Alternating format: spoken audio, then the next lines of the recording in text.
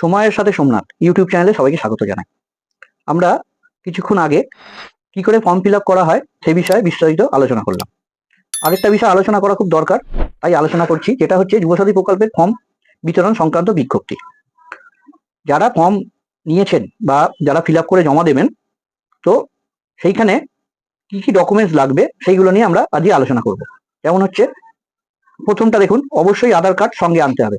আধার card original, xerox দুটোই সঙ্গে নিয়ে যাবেন। আধার কার্ডের সাথে যে মোবাইল নম্বরটি লিঙ্ক করা আছে সেই মোবাইলটি বা ফোনটি আপনাকে নিয়ে যেতে হবে, যাতে যখন লিঙ্ক হবে সেখানে ওটিপি আসবে, যাতে ওটিপিটা আপনারা খুব সহজেই রেজিস্টার যিনি করছেন ওনাকে বলতে পারেন, এই অফিসারকে। প্রথমে রেজিস্ট্রেশন সম্পন্ন করতে হবে, তারপর ফর্ম প্রদান করতে হবে। ফর্ম ফিল আপের আগে আমি বলে দিয়েছিলাম রেজিস্ট্রেশন করতে হবে। তো আধার কার্ডের সঙ্গে মোবাইল লিঙ্ক করে আপনার ওটিপি আসবে, সেখানে আপনার রেজিস্ট্রেশন নাম্বারটি আসবে, তো সেই রেজিস্ট্রেশন নাম্বারটি প্রথমেই লিখতে হবে। যার নামে ফর্ম, তাকে নিজে উপস্থিত হয়ে ফর্ম সংগ্রহ করতে হবে। যিনি আবেদন করবেন তিনি নিজে উপস্থিত হয়ে ফর্ম সংগ্রহ করবেন এবং পুরো ফর্ম ফিল আপ করে জমা করবেন।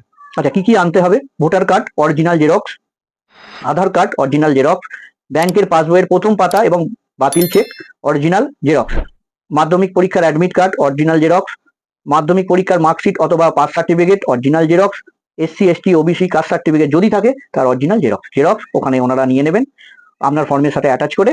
বাকি অরিজিনাল যদি দেখতে চায় দেখিয়ে আপনাদের ফেরত দেবে। আশা করি আপনারা বুঝতে পেরেছেন কি কি ডকুমেন্টস নিয়ে যেতে হবে।